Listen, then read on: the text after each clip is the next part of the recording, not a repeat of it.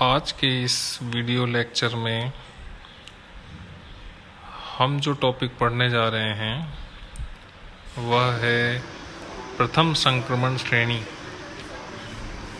प्रथम संक्रमण श्रेणी में आज हम इनके तत्वों के रसायन के बारे में पढ़ेंगे। प्रथम संक्रमण श्रेणी जैसा कि आप देख रहे हैं, इसमें जो तत्व हैं वह हैं scandium, titanium, vanadium, chromium, manganese, iron, cobalt, nickel and copper. Zinc को सामान्यतया प्रथम संक्रमण श्रेणी में शामिल नहीं किया गया है, क्योंकि जिंक में आंतरिक डी कक्षक तथा 4s कक्षक पूर्णतः भरे हुए होते हैं। इसलिए परिभाषा के अनुसार यह संक्रमण श्रेणी का तत्व नहीं है, किंतु हाँ, यह डी ब्लॉक एलिमेंट है, डी ब्लॉक का तत्व है। तो इन तत्वों के गुणों में हम सर्वप्रथम इनके विद्युत विन्यास को देखते हैं। इनके विद्युत विन्यास को यदि हम देखें तो ये निम्न प्रकार हैं।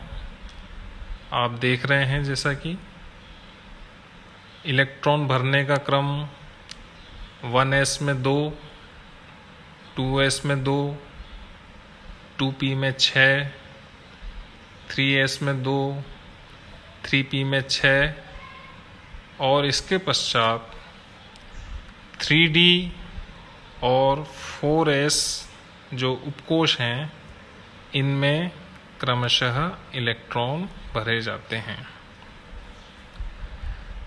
यहाँ विन्यास क्रम के अनुसार यदि आप देखें इसमें चित्र में, इसमें सारणी में, तो क्रोमियम का विन्यास 3d4 4s2 होना चाहिए, लेकिन वास्तव में यह 3d5 4s1 होता है।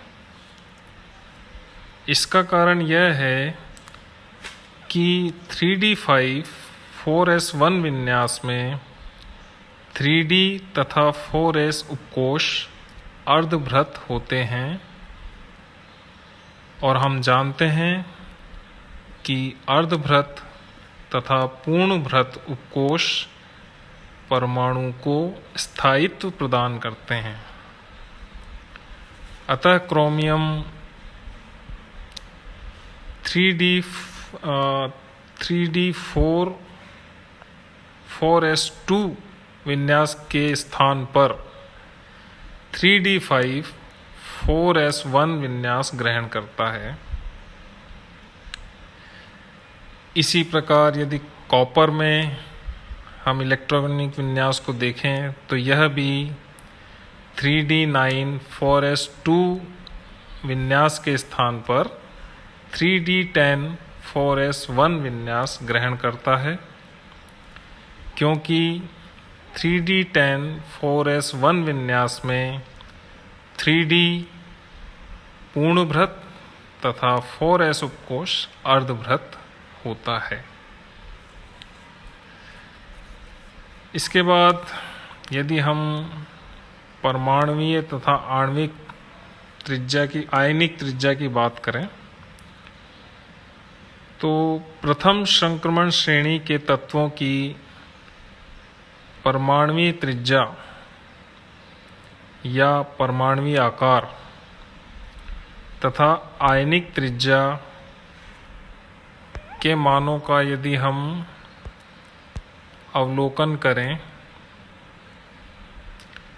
तो हमें पता चलता है कि बढ़ती परमाणु संख्या के साथ परमाणुवीय त्रिज्या पहले घटती है, बीच के तत्वों में लगभग स्थिर है तथा अंत में यह बढ़ती है। हम जानते हैं किसी परमाणु की त्रिज्या अथवा उसका आकार दो कारकों पर निर्भर करता है। पहला, नाभिक तथा इलेक्ट्रॉनों के मध्य आकर्षण बल। यह आकर्षण परमाणु का आकार घटाने का प्रयास करता है। दूसरा कारक, आंतरिक डी इलेक्ट्रॉनों का परिरक्षण प्रभाव, जो कि परमाणु का आकार बढ़ाने का प्रयास करेगा और परमाणु के आकार के अनुरूप ही इनके गलनांक व क्वथनांक के मान परिवर्तित होंगे, जो कि आप सारणी से भी देख सकते हैं। इसके बाद जो गुण है वह है आयनन विभव तथा इलेक्ट्रॉन बंधुता या विद्युत ऋणता। ये तीनों ही गुण यदि हम देखें, प्रथम संक्रमण श्रेणी के इन गुणों के मान यानी आयनन विभव और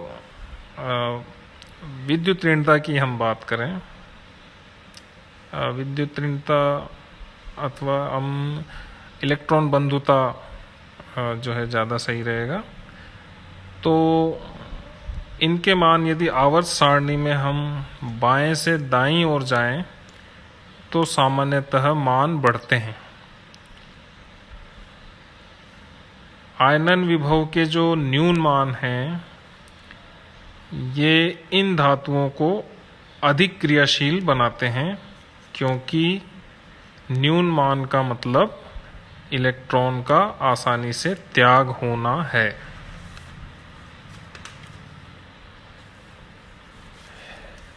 यदि संक्रमण श्रेणी के प्रथम संक्रमण श्रेणी के तत्वों की क्रियाशीलता की तुलना क्षार धातु तथा क्षारीय मृदा धातुओं से करें तो संक्रमण धातुएं तुलनात्मक रूप से कम क्रियाशील होती हैं। इसका कारण क्षार धातु तथा क्षारीय मृदा धातुओं में NS1 या NS2 इलेक्ट्रॉनों के त्याग करने के फलस्वरूप उत्कृष्ट गैस विन्यास प्राप्त होता है, जो कि अत्यधिक स्थायी है। और इसी कारण से क्षार धातु तथा क्षारीय मृदा धातुओं की क्रियाशीलता संक्रमण श्रेणी के तत्वों की तुलना में अधिक होती है। इसके पश्चात हम देखें ऑक्सीकरण अवस्था। संक्रमण श्रेणी के तत्व एक से अधिक संयोजकताएं प्रदर्शित करते हैं, जिन्हें हम विभिन्न ऑक्सीकरण अवस्थाएं कहते हैं। इसका कारण 4s तथा 3d उपकोषों के ऊर्जा स्तरों में बहुत ही कम अंतर होना है। 4s तथा 3d उपकोषों के ऊर्जा स्तरों में कम अंतर होने के कारण संक्रमण तत्व +2 ऑक्सीकरण अवस्था के अतिरिक्त उनमें विद्यमान अयुग्मित d इलेक्ट्रॉनों की संख्या के अनुसार +3 से +7 तक की ऑक्सीकरण अवस्थाएं प्रदर्शित करते हैं। सारणी से आप देख सकते हैं मैग्नीज +7 तक की ऑक्सीकरण अवस्था भी प्रदर्शित करता है, जो कि अप्रत्याशित है। तो आज हमने प्रथम श्रेणी के संक्रमण तत्वों के रसायन के अंतर्गत इनके कुछ गुणधर्मों के बारे में जाना।